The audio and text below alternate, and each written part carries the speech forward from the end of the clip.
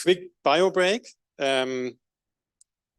Rudi needs 5 more minutes to finish his talk, I think. And at 6 sharp, we will continue with the keynote.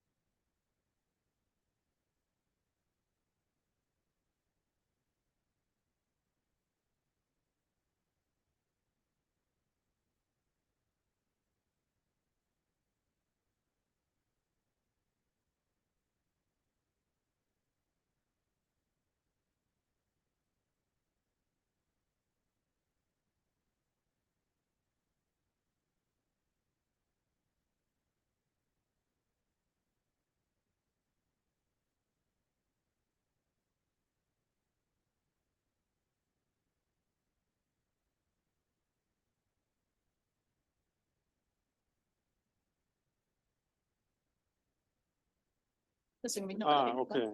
Ja. Musst du einmal umsteigen, das wird klappen. Nee, aber super. Vielen Dank. War ja doch ein echt bisschen danke, stressig. cool. Ja, nee, war echt coole Spaß Sachen. Ich gucke jetzt auch mal, ob ich es schaffe, mit dem Deutsche Bahn WLAN das Ding zu streamen, sonst muss ich ihn Ach, tricken. ja, sonst bist du natürlich. Ja, wahrscheinlich. Also ich traue der Bahn in vielerlei Hinsicht. Mal sehen. Alles klar, ich gehe meinen Pflichten nach. Ja. Danke.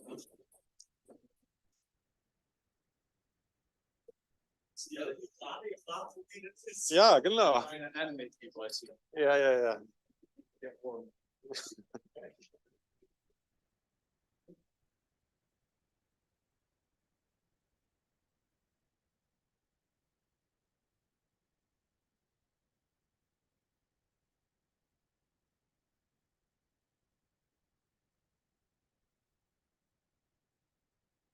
Okay, so everyone who didn't touch the buffet did it correctly. I think we will learn more about that tonight. That was planned. It's called intermittent fasting, I think.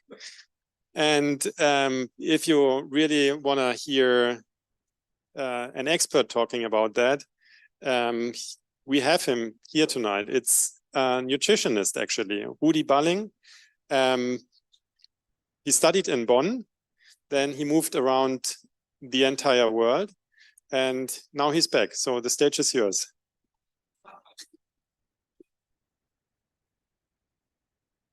Yeah, thanks, Peter. Thanks, everybody. This meeting is a little bit almost of an alumni meeting of when you go through and you look for one phenotypic trait called white hair. Then you see all of the buddies from the start of the German human genome and then moving into human genetics and me moving into human genetics and out again. And now I'm back. So I didn't know Peter was involved in the AGD. I was sort of going out of the field for almost 20 years. I'm now back at the Venusberg at the Institute of Molecular Psychiatry. I'm not a clinician, as Peter already said. So when he asked me, how about if you give a talk at the AGD? I said, sure, yes. And I thought I could talk about what I work on. I will talk about a little bit what I work on, but we didn't really talk about the title. A few months later, I got almost a heart attack when I opened up the web page and I saw Rudi Balling talking about clinical utility. What do I know about clinical utility? I'm not a clinician. I'm not working in a hospital. So I pondered about 2 weeks how I could approach Peter to, either change it or do something else. And then we took it relaxed. Basically, say you can talk about whatever you want. But still, it's a little bit of a challenge you want. So I address it a little bit. And he had given me the title, Self-Monitoring with Omics Data. Self-monitoring, you can look at different situations. You can look at the bedside, the point of care kind of self-monitoring. You can give some device to a patient back home. You can bring it, I was for many years in infectious disease. You can bring it into the third world somewhere where there's no freezer and nothing that you need to really, or in a combat zone, wherever we have enough of those. And I just decided I'd change it into self-monitoring. Done. You had expertise. What now? I still want to tell you a little bit about why I'm still very close to this topic and field and love it and like it. And this is a little bit of background of my personal background. When you're in academics, you have the privilege of spending some sabbaticals every 7, 8 or so years. I did a few of those. And I think I happened to sort of, over the 30 years or so, work with some of the people that have this topic, driving omics, driving systems biology, driving the field into miniaturization and automatization and having quick diagnosis, and now driving it from therapy to prevention. Talk a little bit about this later. Like Lee Hood, I spent about 10 years working with Lee.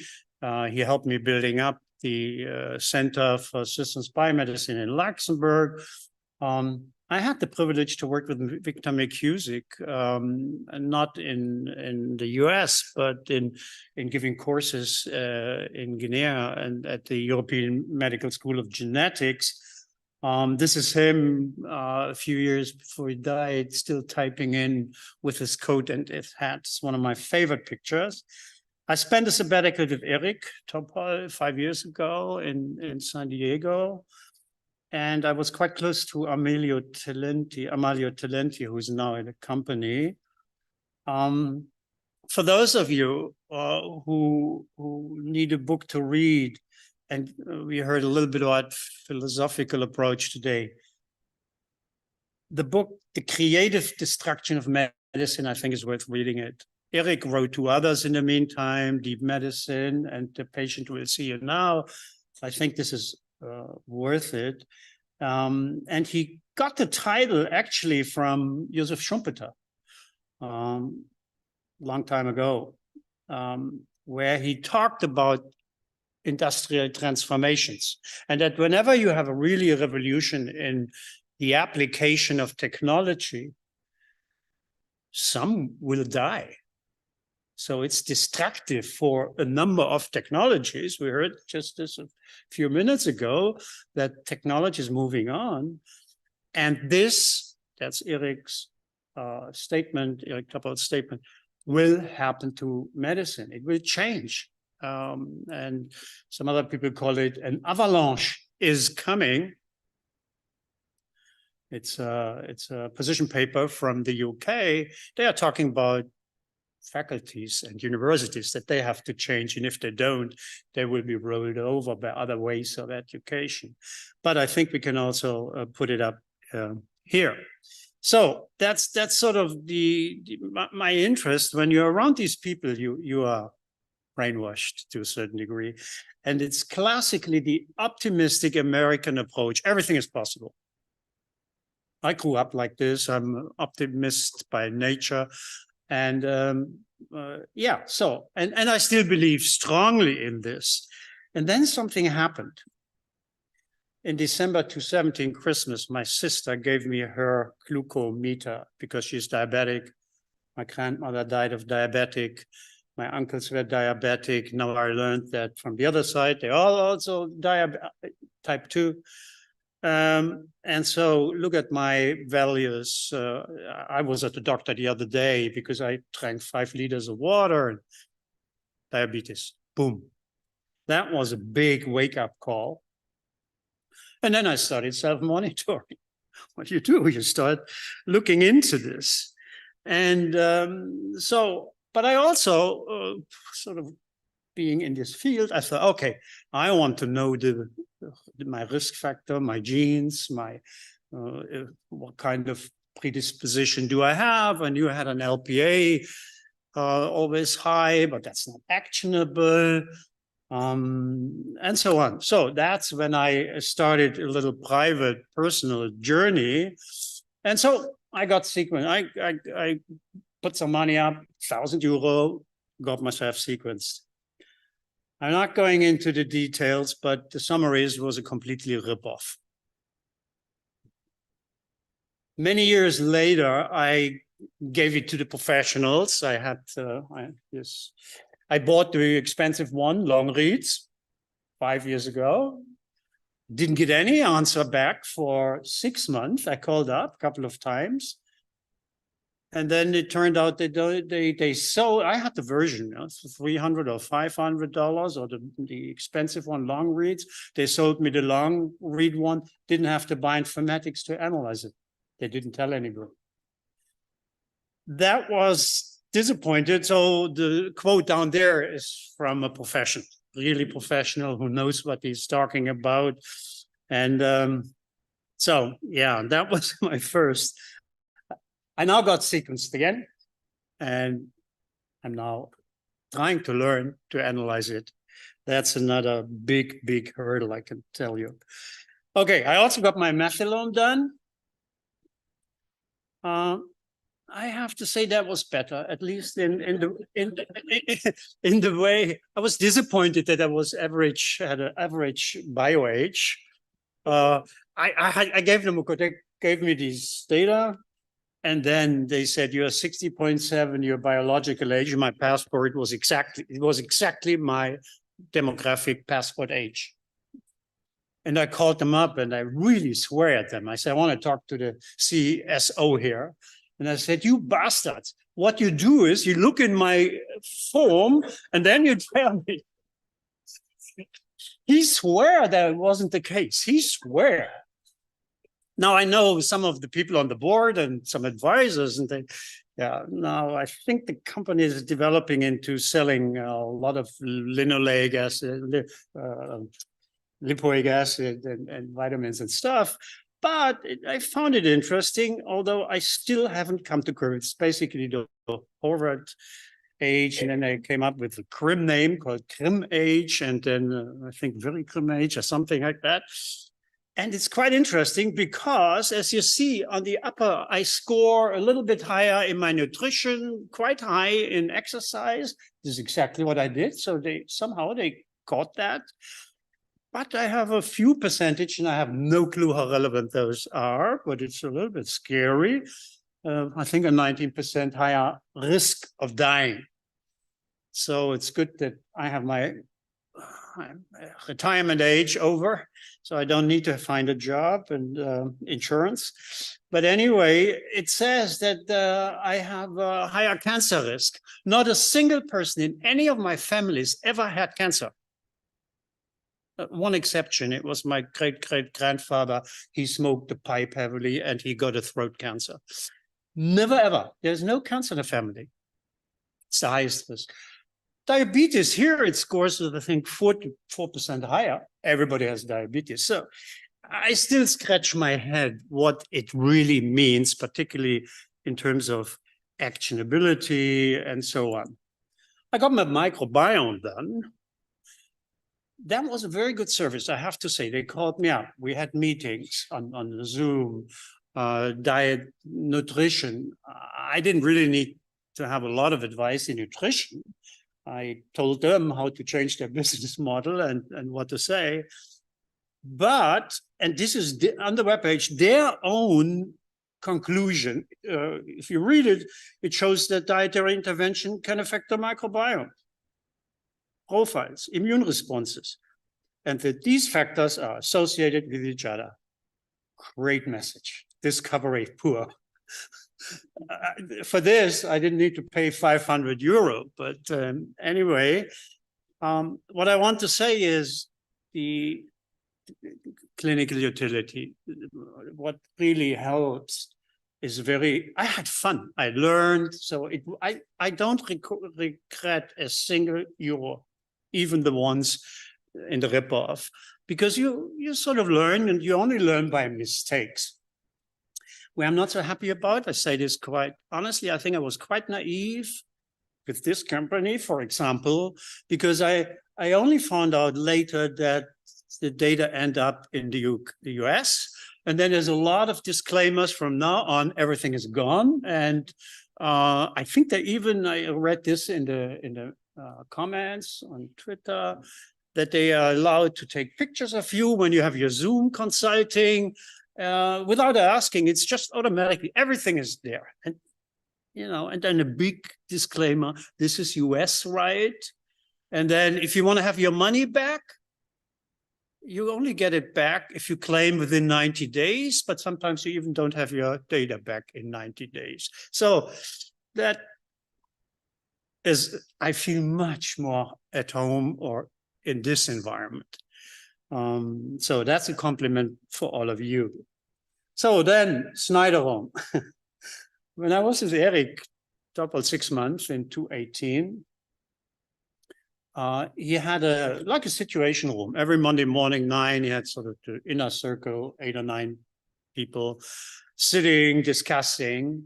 And Mike Snyder was or is on the scientific advisory board.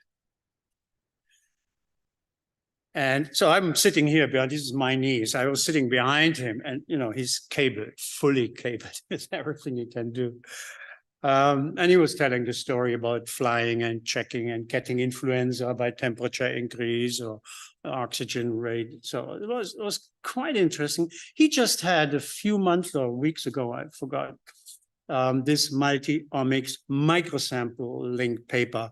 Olli Janemi or so from Finland has also a very nice paper out just the other day, where you can microsample with 10 microliters, and then you can have 2 pipettes or sort of microsamplers, and you can elute it, and then you can run 100 metabolites or more, and lipidome and cytokines in once. And so something's happening here, and if the cost is going down, it will become first a consumer product, but I also think it will probably become more. I was involved, or I was at the retreat when Arivale from Lee Hood and Nathan Price was established.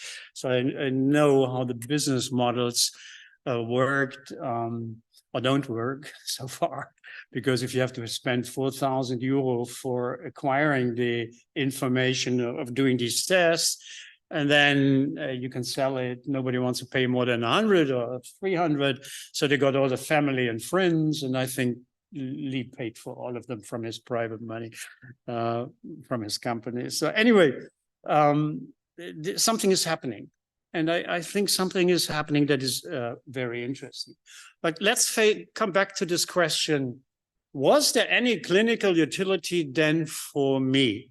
So none of these high tech in the consumer private. So this is now the my really out of the, even out almost of the privileged access as an academic. Well, 10 months later, after the diagnosis in 2017, look at my values. My HbA1c came down from 9 point something to 6.4. Glucose levels, everything normal, almost normal. Actually, after 6 months. Why? I self-monitored. My Hausarzt, my didn't want to give me a glucometer. He even doesn't prescribe it to me because it's verschreibungspflichtig. I said, I pay for it. Still doesn't want it. Probably goes over his budget. Anyway, so I did completely change my diet. I ran my first runs. This is my daughter. We ran a half marathon in La Jolla. First was 10 minutes. I was completely, I had 91 kilograms. Well, every 2 weeks, 1 kilometer more, and it works. And I'm now doing this regularly. This is from this morning. I think things worked well. I am under metformin and Xigduo, so that also worked, and I shed 13 kilos. So that was actionable. That worked, but it's not the high-tech bio or other sequencing. So you do get something back in return. But I know quite a number of endocrinologists and diabetic heads of diabetic clinics and so on. They say that's about 10%, 5 to 10%. So it's maybe we have to think about the resources there, but I don't want to open up that field tonight. So I think the rule is sort of, in terms of, when I look back, 80% of the success can probably be done by nutrition and exercise. And I will later touch upon the question, are many of the other chronic diseases, also those that we don't expect, like depression, schizophrenia to a certain degree, others, arthritis, also lifestyle diseases. I'm close to some people in the Integrated Cancer Center in Cologne with Michel Halleck. And when you talk to oncologists there, they say, if they are really stringent, that's the best drug any cancer patient, whatever, can have. And exercise and nutrition is just one the best clinical study, or a good one, out just a few days ago about remission of depression. It's just amazing how it can work if there is compliance, which most of the time it isn't. So yeah, psychology, interesting. So I leave this now on self-monitoring, and I would like to go a little bit in what's coming up. And we all know, we already have smelled it today, that we need to look for the future, and we are at a real change in the game. And it is driven by data a lot. So prediction. But the same is happening not only in medicine, the same is happening in weather and climate and social. And I'm sure the US Army and the Israeli and others, I mean, they go a lot into Nash equilibrium, game theory, calcul, and predictions, and integrating all data. So I'd just like to touch upon a few things that I find particularly interesting. The key point here is we need to probably train and retrain the next generation. That's not easy. And I think it's even harder in medicine. That was my experience over the last 30 years. Hippocrates, don't hurt, leads maybe to a pseudo inertia in the whole field, not moving. But that's something we can discuss at the beer as well.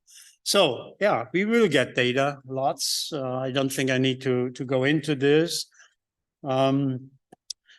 When I was in Luxembourg, I had to come up with some unique selling points, because in Luxembourg, you can't beat the competition by huge cohorts. The whole country only has 600,000 people, 3 hospitals.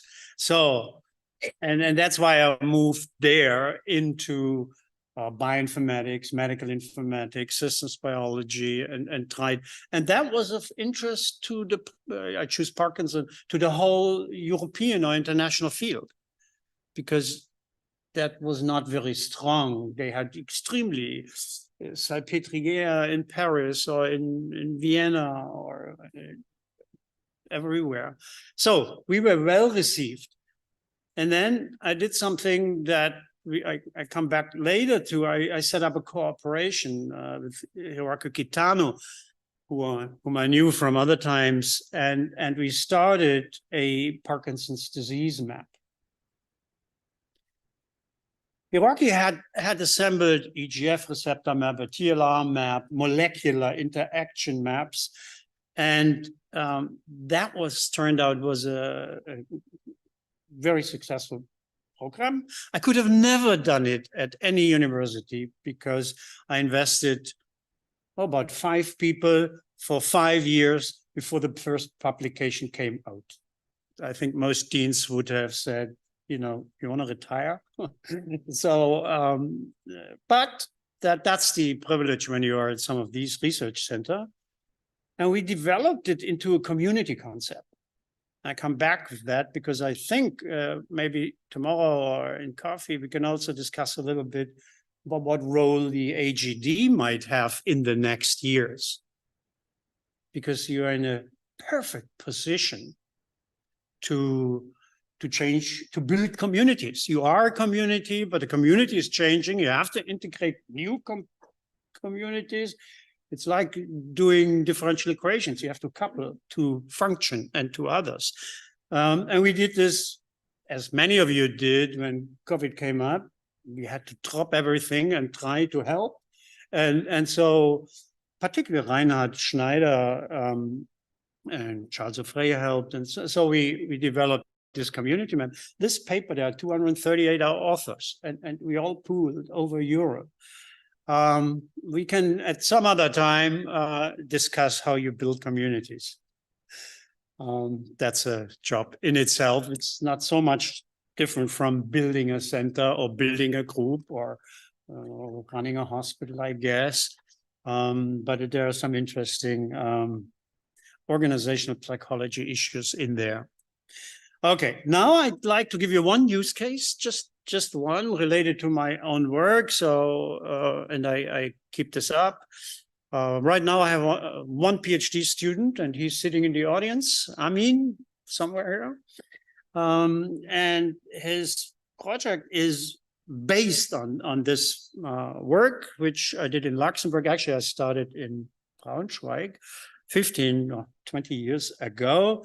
And it's about the question, is neuroinflammation a driver or a consequence of inflammation?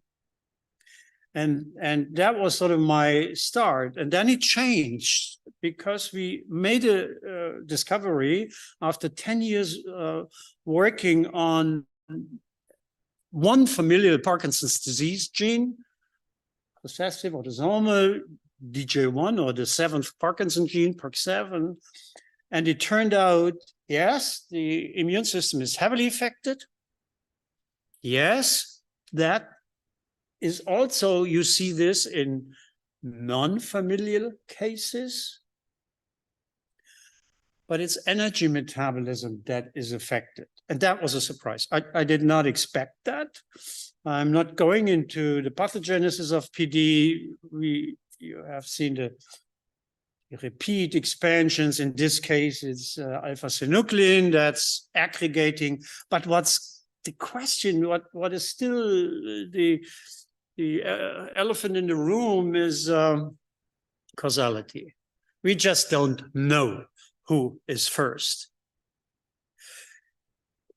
Maybe it's each of them can be first. And once you have a trigger in a network, you know, where it doesn't matter probably, because then you might have self-emergence and emergence and self-organization building up the next level in the multiscalar development of a system.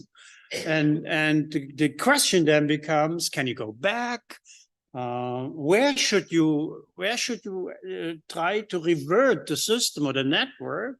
It's like sheep probably driving them into a home.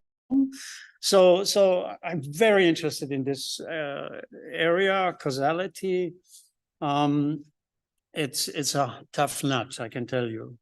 And we saw this picture in some other context, and there you see DJ1. It's a fairly rare frequency in the population.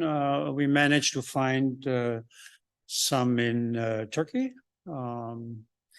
But also now we set up a cohort of basically all Parkinson patients in Luxembourg. Everybody who wants to consent, but they almost all consent. Plus, so there are now, Reiko Krüger drives that program. There are about 16 or 1700 Parkinson patients, very deep phenotyped, sequenced, and about 10% fall out as familial, and you know. So there I learned the value of cohorts, and we heard about that also today. So I just tell you the main observation, namely, after this took us 10 years. So I'm not going through any of the biochemical phosphorylation. We did all this work. But basically, it turns out that DJ1, the familial Parkinson's disease gene, there's so many papers. It's a chaperone, it's a glyoxylase, it's many functions. Is counter-ROS, reactive oxygen species. We found it's binding directly protein to protein to the pyruvate dehydrogenase. Well, that I had forgotten lots of biochemistry, but when I looked it up, it knocked my socks off. This was really the eureka moment for, I think, 10 years. And you might have forgotten most of the biochemistry, but take a look about the strategic position of that enzyme. It's just amazing because it's exactly at the interface from glucose degradation, from glycolysis, shoveled or producing acetyl-CoA, which in the TCA cycle is fusing with oxaloacetate, and then the reducing equivalents are then put into the electron transfer chain, and it's the ATP production machine. And when you look closely at what happened, for example, in COVID or in chronic diseases or in infections, what you see is that the susceptibilities in many cases go along with a different fuel allocation. When you have lymphocytes proliferating like crazy, tumor cells, etc., they use mainly glycolysis, the Warburg effect. Why?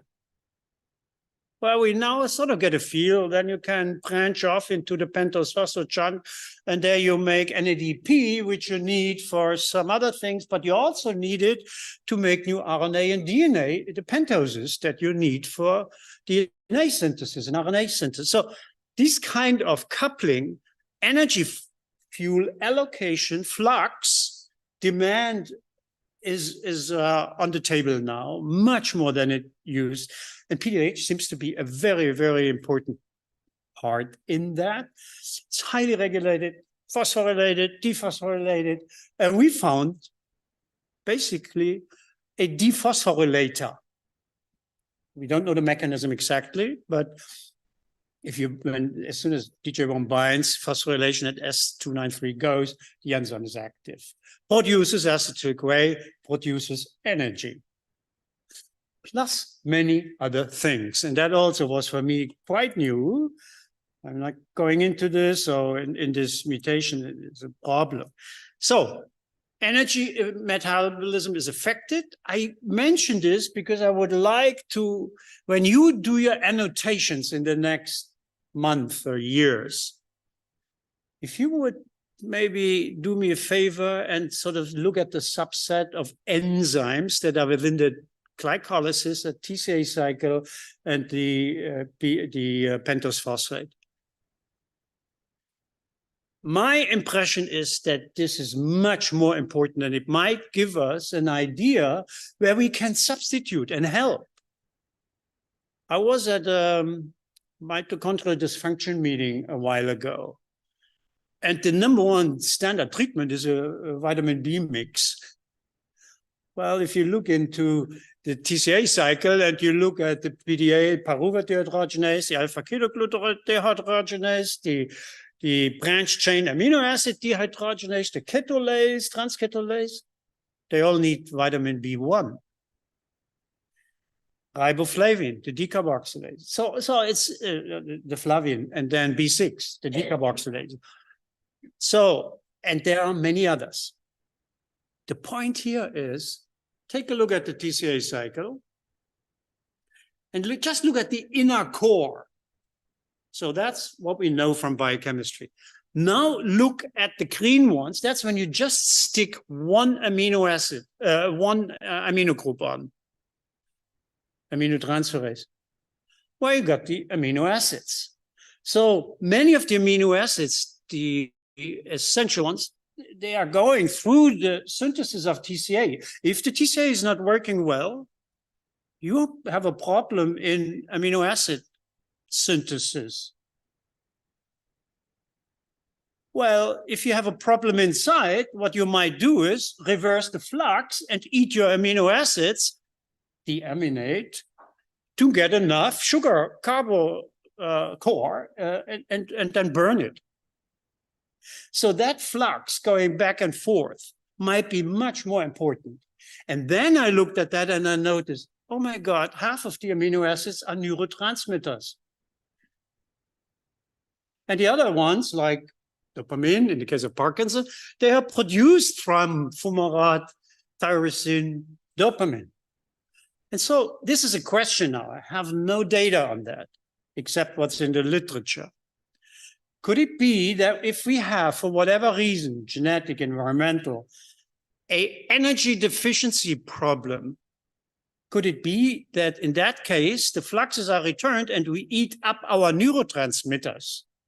And if you look at the epidemiology, there's a diabetes wave followed by a cardio disease wave, metabolic disease. But we also have an endemic of depression and other neuropsychiatric diseases worldwide. I don't know the reason why. There's a lot of discussions about stress and changing and sleep and all this. I would like to look at this from a ratio kind of point of view. Are we changing the fluxes? If we could find devices to measure the fluxes, that would be really interesting. And one of the, I'm particularly interested now, is GABA. You know, in Parkinson's disease, the neurons that produce dopamine die, but a dopamine receptor, there are 5, but one of them basically inhibits GABA neurons. And so if dopamine is missing, GABA is missing in some cases of the neurons, and then you start to get disinhibited, so minuses to minus. And so GABA seems to be much more important. And I just spent 2 months at the Riken Institute of Integrative Medicine in Yokohama. And there is Sidonia Fagara-san, and she just had a very nice paper out last year that B cells produce tons of GABA and need it to interact. In our gut, we make a lot of GABA. So there's probably a new way of looking at all of this. Of course, it's more complicated because we have this tri-synapse, one neuron sending the neurotransmitter to the next, and the astrocytes wipe it up and reshuffle and recycle. And GABA has one characteristic that I just find stunning, and that is most neurotransmitters, when they are secreted, they're taken up, recycled, or degraded. GABA has at least 2 functions. One is neurotransmitter function, chloride channels affecting. The other one, it can directly go into semi-aldehyde succinate into the TCA cycle. It has a double role. It's a fuel. It can be burned, can be made into ATP, and is a neurotransmitter. And if you think about synapses and how much energy they need to keep these ion channels active all the time, action potential, you need delivery of energy on site. You don't have time to transport it. And if you then have a molecule that is a Russian doll, can be a neurotransmitter and an energy substrate, well, that's a quite smart invention of nature, I find. So the question is, there are many other neurotransmitters. You know this famous movie, Angst, Essen, Seele. I think we should study the energy metabolism of some of these neuropsychiatric diseases in more detail. Similar to this, directly in the C1 metabolism, serine, folate, we have methyl groups. Where are they coming from? And if you have epigenetic modification, what we heard in Angelman syndrome and so on, where are they coming from and where are they delivered and where are the enzymes, the methyltransferases, the demethylases, the HDAC, histone deacetylases. So where are the acetyl groups coming from? I don't think we have a good understanding of this. It's quite interesting that in times when you have a problem, stress, you need to infection, you drive up, and then your epigenetic modification is changing quite a lot, and then these enzymes need to work. Okay, so summary on that. I wouldn't be surprised if there is a common mechanism at play in terms of energy metabolism, the allocation, cell type specificity, individual variation, driving or being able with an upper and lower bound, able to allocate maybe certain outputs of the TCA cycle or into the pentose phosphate or into a methyl group. That this is we should do a sensitivity analysis and really look at that. And last year it was published that the pyruvate dehydrogenase in stress, it goes into the nucleus. It's translocated into the nucleus. Does it directly interact with the epigenetic modification machinery? We don't know. Big complexes. Okay, so I leave this behind and just give you a few glimpses on where I think things will go. I think we do need really to bring in physics into biology and medicine. That's easier said than done. I was in it all my life, and I think I only really grasped it when I was 55 and spent 6 months in studying mathematics at the Broad. So I look at a matrix since then, and many other things. So I think this will be the question, the challenge also for the AGD to train people or make corporations that really work in this area. The PhD student, Amin, is now looking at the ins and outs of the TCA cycle. He's trying to build up first a toy model, differential equations. We would like to couple it to the GABA shunt, which is sort of a bicircuit. And we have to look at not only local optima, but at the whole, and this whole global optima changes depending on diurnal, hungry or not, need to run, stress, age. Okay, we also need to move from correlation to causality. For the young students, I really recommend Judea Pearl's book. He developed an algebra to capture causal non-cyclic graphs, put it in a matrix basically at the end. Again, not easy. I'm waiting. This is not yet really applied to biology. So I wonder what's going on here. I'd like to talk to some people that have an interest in that. That's Peter Kavanagh is a great guy. He put up this paper a few years ago. And what he said is, we run into this big data now, but we also need big theory. And we don't have it. We have a theory of genetics. We have a theory of cell biology. Genetics was sort of the monstrans for cancer. But then I think it was even Weintraub or Baltimore who said, wait a minute, neurodegeneration, yeah, there's genetics, but it might be much more a disease of cell biology. So we need to understand the machinery, the nanomachines, single cell, even single molecules. That's what we need to drive at. And I think the application into medicine and diagnostics and then prevention will be very fast, much faster than in the past. There's a lot of tools out there because allocation of money or substrates is an investment, more or less. And operation research has done that for many, many years, and optimized by linear programming, queuing theory.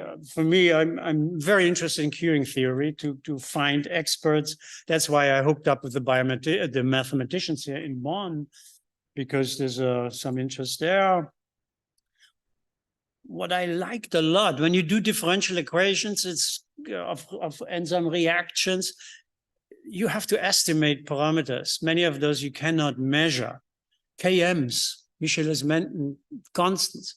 How do you do that? Because they very difficult, one of the biggest challenges.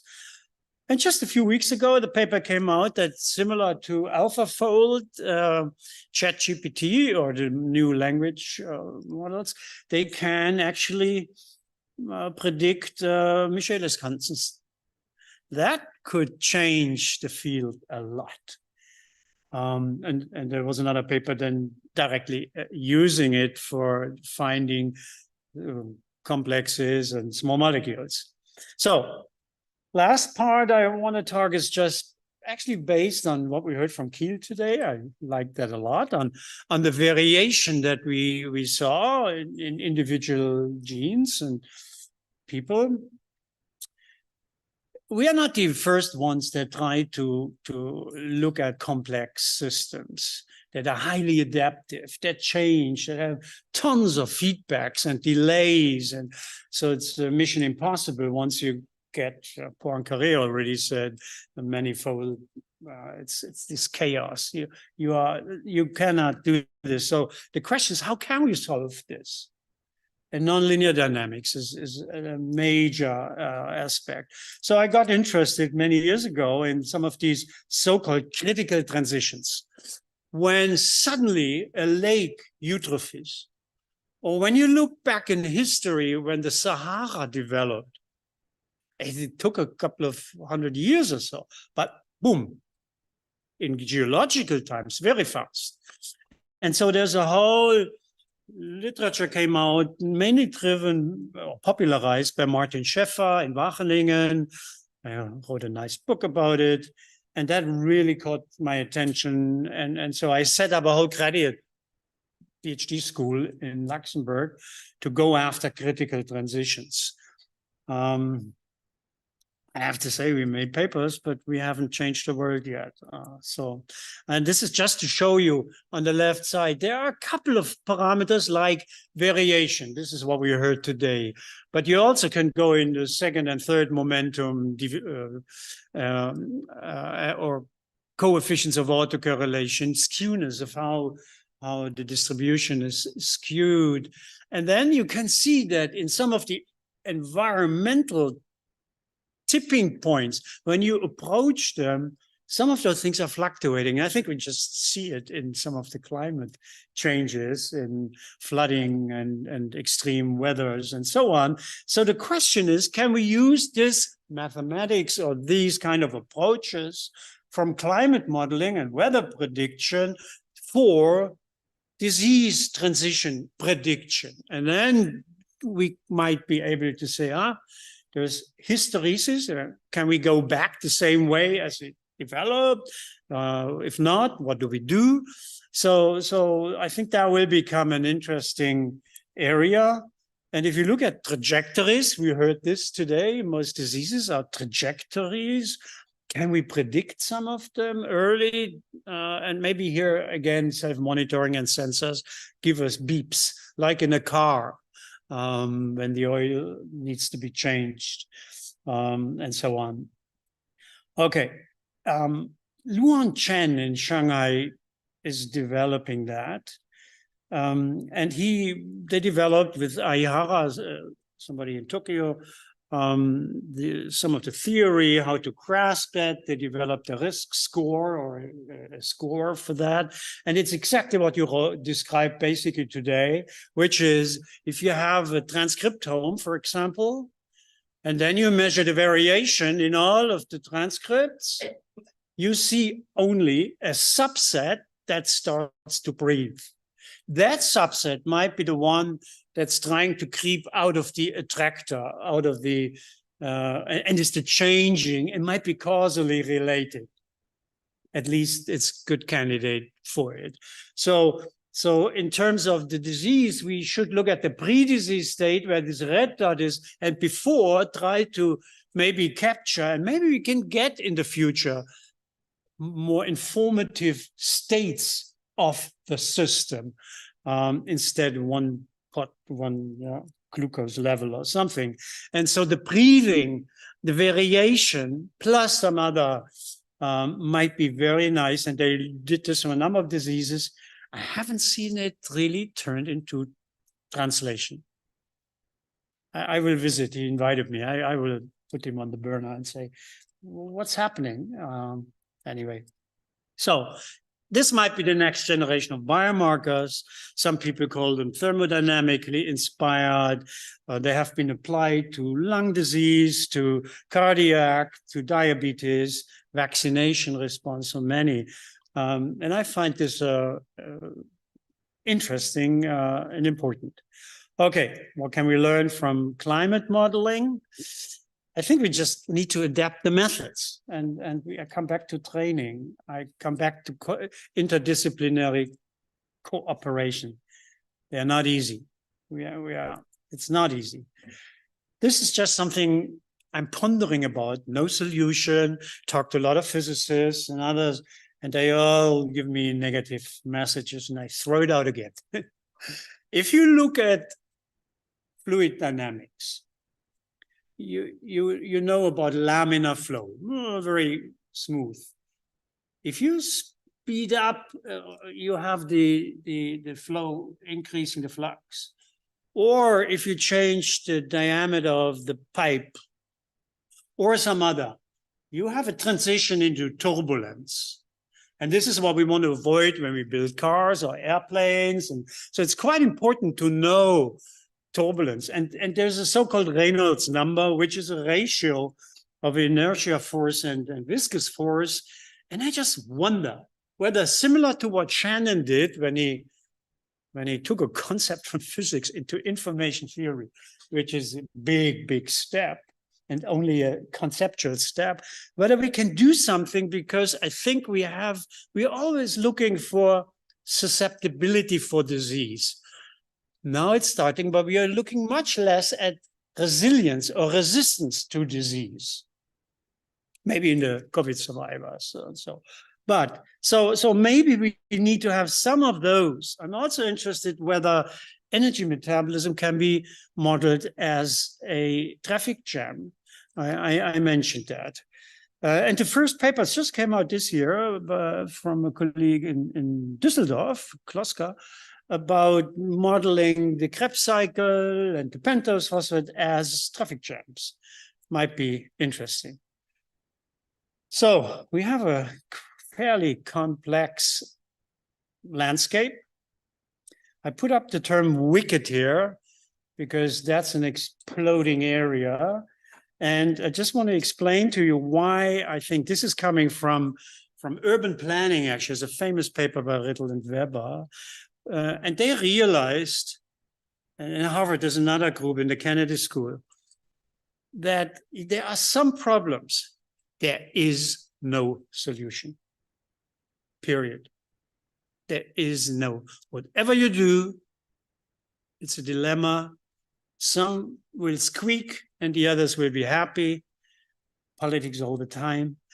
And we need to deal with wicked problems. So I'm trying to understand whether our medical healthcare system, diagnostics, prevention particularly, fall into a category of a wicked problem, and how. Not going into the details, but these are normal, complex. They are still subsumed as complexity. But if you have a wicked problem, it's what in this red circle. You have value changes. It's like religion. People believe in something, and then the arguments on purely science, ethical arguments, financial arguments, how you grew up, and all those, they make it very complicated. And people realize in the last 10 years in running organizations and institutes, you have to take psychology into account, and you have to motivation and leadership and these things. So I'm second last slide. I just thought that in order to have some points in the discussion at the beer tomorrow, I asked the question to Peter and some others, what could be the role of AGD?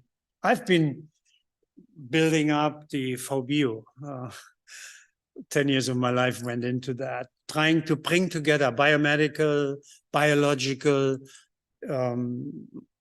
associations, groups. It was a nightmare. But I think the training of the next generation, and maybe AGD can sort of think about this. The blueprint for just recently, Eric had to chair a committee in the UK to advise the government how they should prepare healthcare, NHS for the future. And basically the message is train the next generation. So I don't know whether you have training programs or whether the AGD is one meeting per year, but maybe one can do more. And the other one is to build a community. I had the privilege to work directly side by side with David Altschuler when he was still at the Broad, and his wife, Jill. They wrote a very interesting article many years ago, and lining out leadership, but also how you can form a team. And if you build a community, you have to serve them. Otherwise, it's over before you start. Okay, that's the last one. We often do not understand our neighbors. If you look at your own institute, many groups, or on the university, there's actually a decline, exponential decline of our corporations by the meter. In 40-meter distance, you lose 80% or so of the communication. You can measure it by just measuring the amount of emails that are exchanged, meetings, etc., marriages that are catalyzed, and stuff like that. So I just want to give you that small a, large B, little b, large A rule, which is nicely described in a book by Allen and Henn, The Architecture of Innovation. And just imagine you have two institutes, DZNE and, I don't know, statistics and something. You can measure, as I mentioned, how many meetings, how many emails. But now, so if you look at DZNE, it has groups, departments. Let's call the whole institute or center large A and the little ones A1, A2, A3. And now send a little a for a few weeks, a few months, or a year to Peter's department, into large B. And Peter sends a little b into large A. People have seen and measured that the information exchange and the cooperation is exploding. And the best thing is to send somebody out and take him back, because then when somebody swears that these idiots, they did it again, that person can say, wait a minute, they have their reasons. There is, it's like an ambassador. That's how you can stimulate and build communities. I'd like to end here. I didn't talk so much about self-monitoring. It was more a frustrating message, obwohl Ende gut, alles gut. We will see. I'm doing the experiment, n equals 1. I told you a little bit about that. I think energy metabolism should be looked much more closer. Please look at SNPs. Please make panels or so and let me know. And then I gave you a little glimpse on that our data-driven future. And the hardest one is training. We need to understand it's not easy. I did a serial learning. Parallel learning is very difficult. So we have a challenge here. Thanks and enjoy the evening.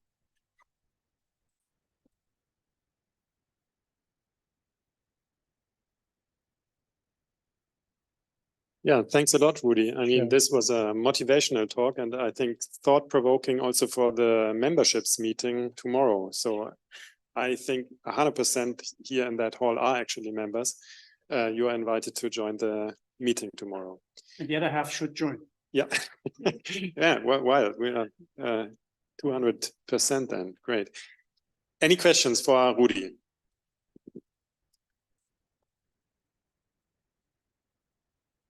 Yeah, hello, thank you. It was an amazing talk. I have a question regarding neurotransmitter production and nutrition. How do you see that interconnected? And nutrition. So one of the surprises in the last year was that in the gut, bacteria can make neurotransmitters. We do not have a good idea about resorption rate and how much ends up and so on. We also now know that if you have the skewed microbiome, they can degrade transmitters. There seem to be microbes that have thiaminase activity, so they degrade. So we should closely monitor our micronutrients, maybe also some of those panels, to take a look at this. But there might be different changes, individual susceptibilities on how we go through the TCA cycle, how much capacity we have for lipolysis or not, for driving things into the C1. There's a lot of interest has developed on spina bifida and folic acid supply. So I think nutrition will become also much more holistic. You can't just look at thiamine deficiency. I did my diploma work on thiamine deficiency in alcoholism, Wernicke-Korsakoff syndrome, things like that. It's like looking at one gene. We did this, we had to do this, we had to learn, and now we have to look at the overall picture. So I expect some surprises there.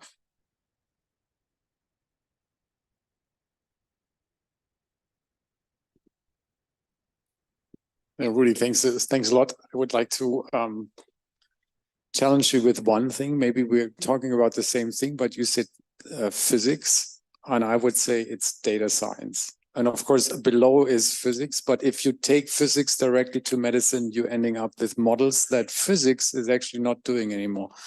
So I worked a lot with physicists for quite some time, even trying to build across disciplines and across scales, commonalities between different natural sciences, including even medicine. And we came to the conclusion that data science is again revolutionizing even physics at the moment. And I think data science and medicine is much closer.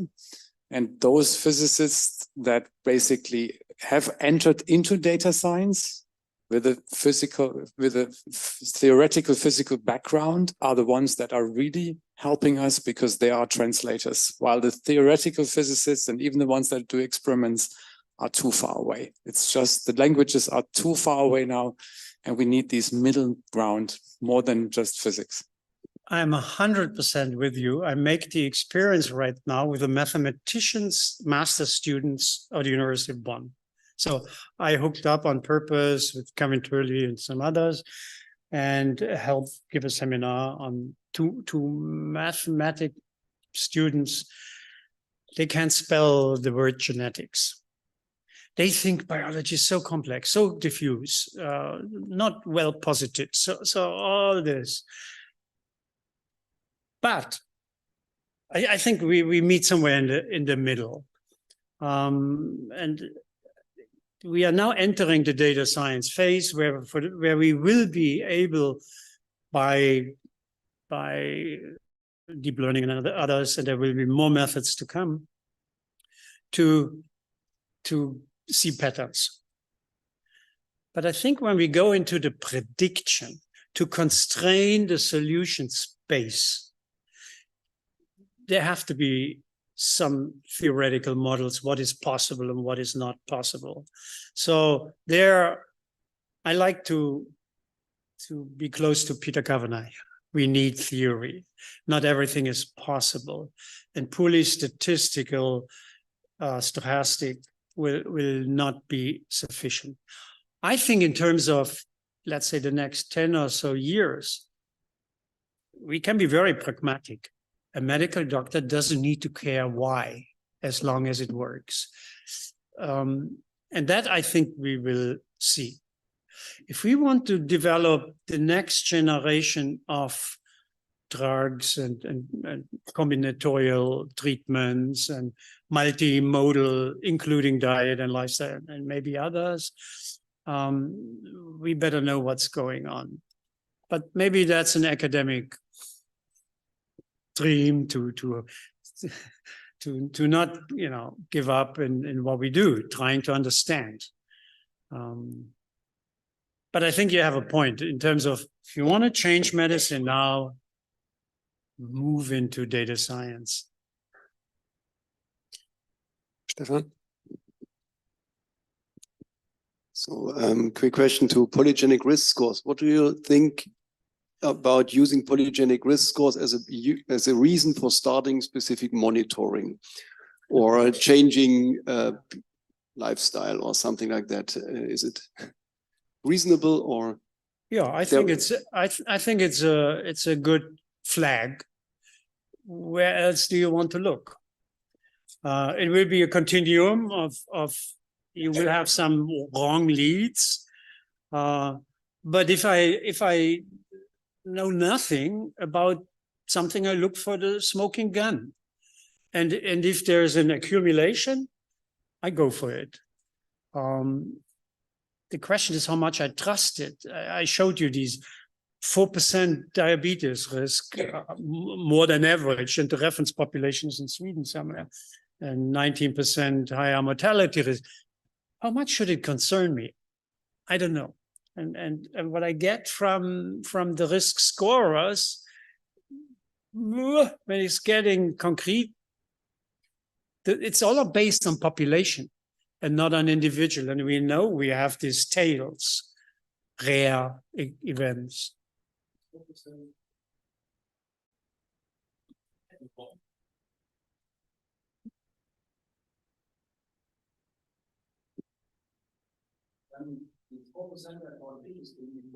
We looked at these polygenic risk scores of diabetes, and our Diabetes Institute, they basically told us 70% is body mass and sport, and roughly 3% is the polygenic risk score in addition to that, and they think it's not worth it.